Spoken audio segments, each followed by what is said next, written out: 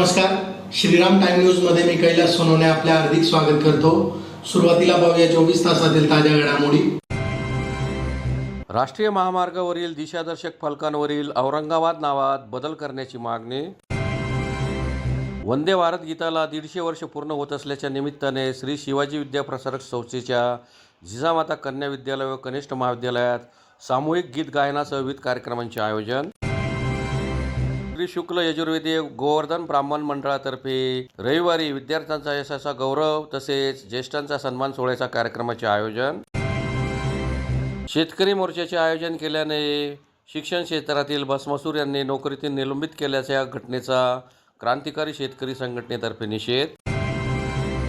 आता बातमीपत्र विस्ताराने।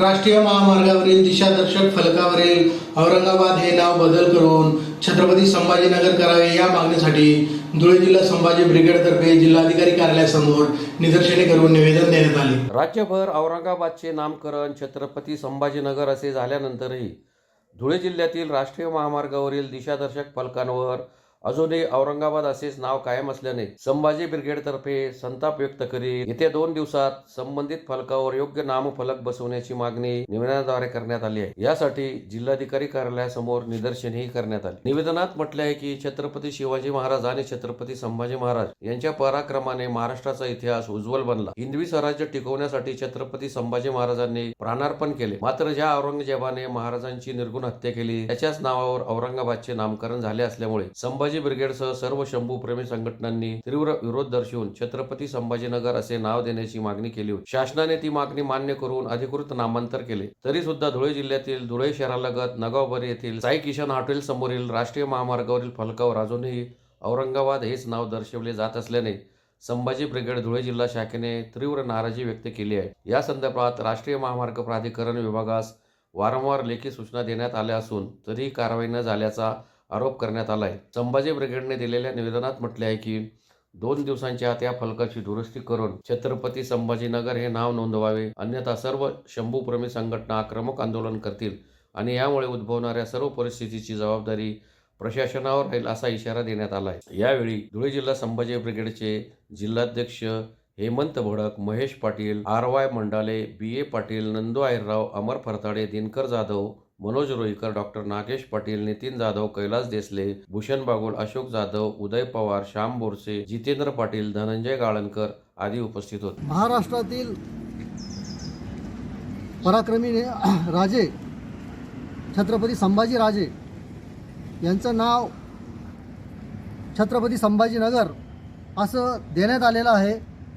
पूर्वी क्रूरकर्मा औरंगजेब याचं नाव काढून त्या जागी छत्रपती संभाजीनगर असं नाव देण्यात यावं अशी मागणी शिवशाहू आंबेडकर या विचारांच्या सर्व संघटनांनी, त्याच पद्धतीने संभाजी ब्रिगेड या संघटनेने देखील याचा पाठपुरावा सातत्याने केलेला होता राज्य शासनाकडे, केंद्र शासनाकडे, आणि त्याचं फलित म्हणून गेल्या 3 वर्षापूर्वी छत्रपती संभाजीनगर असं नामकरण करण्यात आलेलं आहे। तरीसुद्धा 3 वर्ष लोटल्यानंतरसुद्धा महामार्गावरचे जे दिशादर्शक फलक आहेत त्यांच्यावरती औरंगाबाद हेच नाव आजही दिसत आहे। त्या फलकांवरती छत्रपती संभाजीनगर असं नाव दिलं जावं।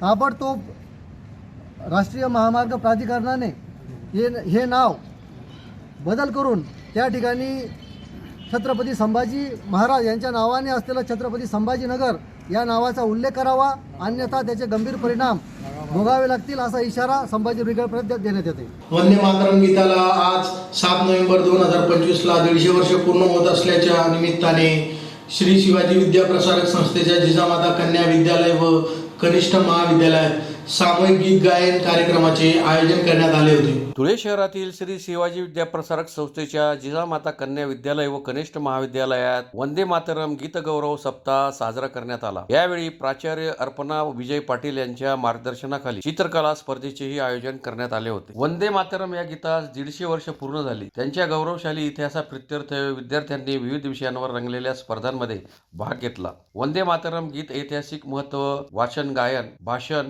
प्रश्नमंजुषा, घोषवाक्य, निबंध लेखन अशा स्पर्धांचे आयोजन करण्यात आले होते। यावेळी उपमुख्याध्यापिका SV अडकमोल, पर्यवेक्षक PN देवरे, शिक्षक SB पाटील, संगीत शिक्षिका मनीषा गोसावी आदींसह उपस्थित होते. या गीताची रचना बंकिमचंद्र चटर्जी यांनी बंगाली कादंबरी आनंदबट करिता बंगाली आणि संस्कृत भाषेत केली. या गीताच्या प्रत्येक शब्दात भारत मातेच्या भूभागाचा गौरवशाली इतिहास व संस्कृतीचे प्रतिबिंब सामावलेले असून स्वातंत्र्य लढ्यासाठी आपल्या स्वातंत्र्यवीरांमध्ये स्फूर्ती व चेतना देशभक्तीचा जागर करणारे हे गीत 24 जानेवारी 1948 रोजी राष्ट्रीय गीत म्हणून मान्यता देण्यात आली. या स्पर्धा आपणास देशभक्तीची, संस्कृतीची व भारत मातेच्या गौरवशाली इतिहासाची जाणीव करून देत राहते. मात्र डॉक्टर बाबासाहेब आंबेडकर म्हणायचे की शिक्षण हे वाघिणीचे दूध आहे, ते पिल्यावर माणूस गुरगुरल्याशिवाय राहत नाही. म्हणून शिक्षणाची द्वारे जेवढी मिळतील तेवढी ओलांडल्याशिवाय राहू नका. या शब्दात प्राचार्य अर्पणा पाटील यांनी मनोगत व्यक्त केले. कार्यक्रम यशस्वीतेसाठी सर्व शिक्षक, शिक्षकेतर कर्मचारी,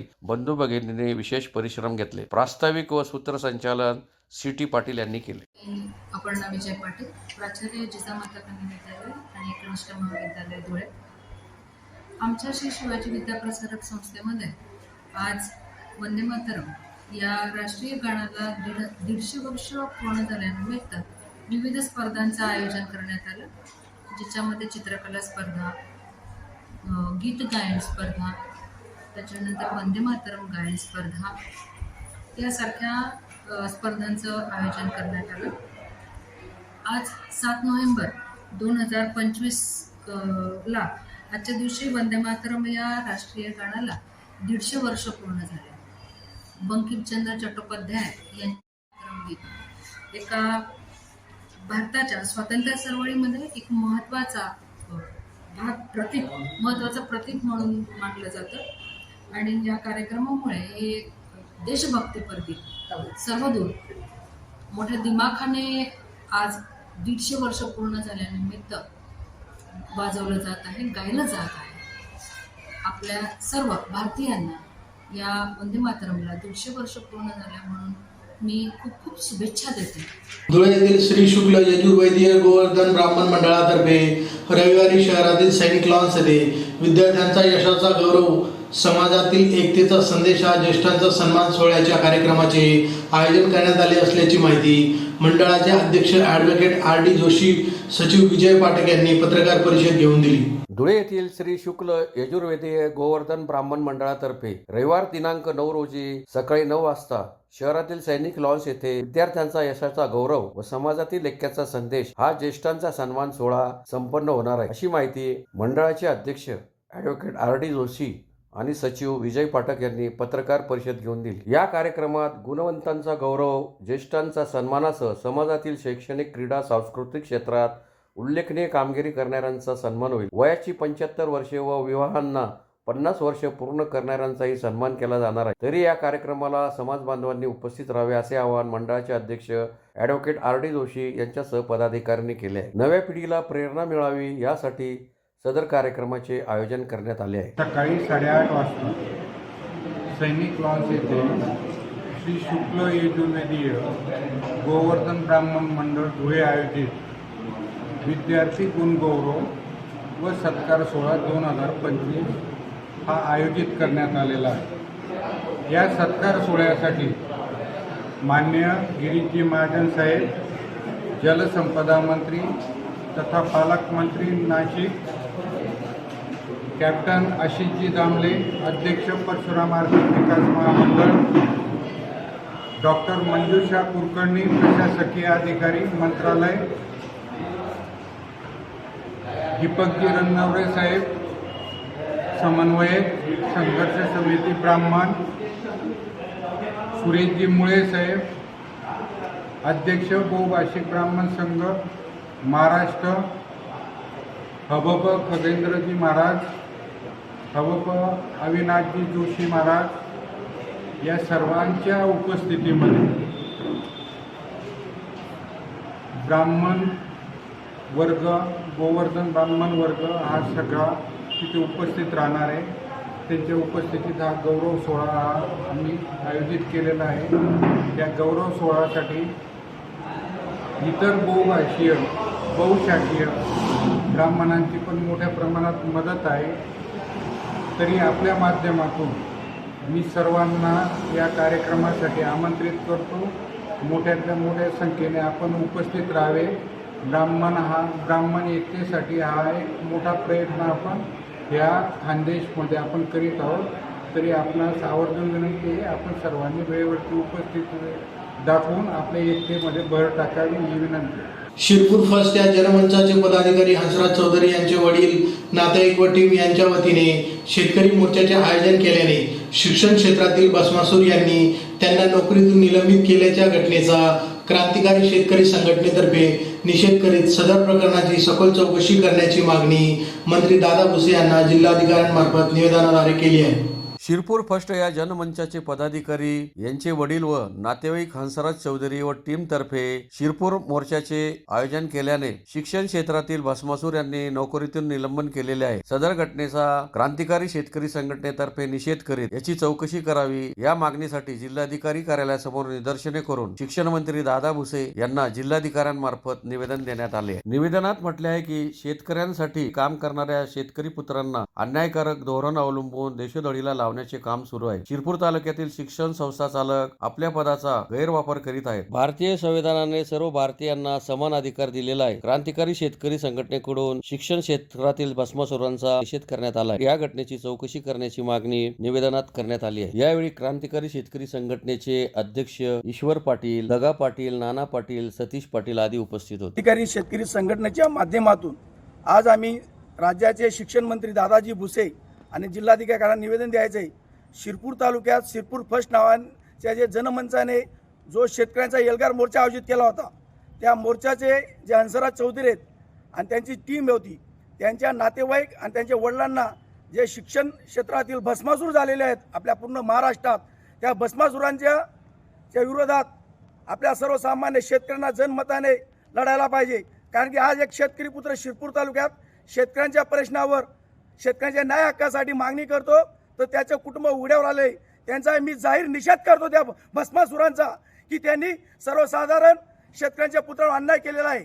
दुसरी गोष्ट, आपल्या राज्याचे मुख्यमंत्री साहेब, आपलं राज्य हिंदू आहे, आम्ही हिंदू आहोत, आम्ही हिंदूचे पोटचे पैदा आहेत, आम्ही तरीही शेतकऱ्यांसाठी हिंदू म्हणून लढतोय. तरी आपले राजकीय शिक्षण क्षेत्रातील भस्मासूर हे असे अन्यायकारक धोरण अवलंबत असतील तर शेतकऱ्यांनी कोणाकडे न्याय मागायला? पाकिस्तानात लढायची गरज नाही. आता भारतामध्ये इंडिया आणि भारत झालेलं आहे. हे इंडिया म्हणजे जे इंग्रजांची औलाद होती ती म्हणजे इंडिया, आणि जे सर्वसाधारण लढत होते भगतसिंग ते म्हणजे भारत, महात्मा गांधीचे वंशज. आता हीच लढाई लढावी लागणार आहे. वंदे मातरम. पुन्हा एक नजर ठळक घडामोडींवर. राष्ट्रीय महामार्गावरील दिशादर्शक फलकांवरील औरंगाबाद नावात बदल करण्याची मागणी. वंदे भारत गीताला 150 वर्ष पूर्ण होत असल्याच्या निमित्ताने श्री शिवाजी विद्याप्रसारक संस्थेच्या जिजामाता कन्या विद्यालय व कनिष्ठ महाविद्यालयात सामूहिक गीत गायनासह विविध कार्यक्रमांचे आयोजन. श्री शुक्ल यजुर्वेदी गोवर्धन ब्राह्मण मंडळातर्फे रविवारी विद्यार्थ्यांचा यशाचा गौरव तसेच ज्येष्ठांचा सन्मान सोहळ्याच्या कार्यक्रमाचे आयोजन. शेतकरी मोर्चाचे आयोजन केल्याने शिक्षण क्षेत्रातील भस्मासूर यांनी नोकरीतून निलंबित केल्याच्या घटनेचा क्रांतिकारी शेतकरी संघटनेतर्फे निषेध. याचबरोबर श्रीराम टाइम न्यूजचे बातमीपत्र संपले. दिवसभरातील ताज्या घडामोडींसाठी पाहत राहा श्रीराम टाइम न्यूज. भेटूया पुढील प्रसारणात. तोपर्यंत नमस्कार.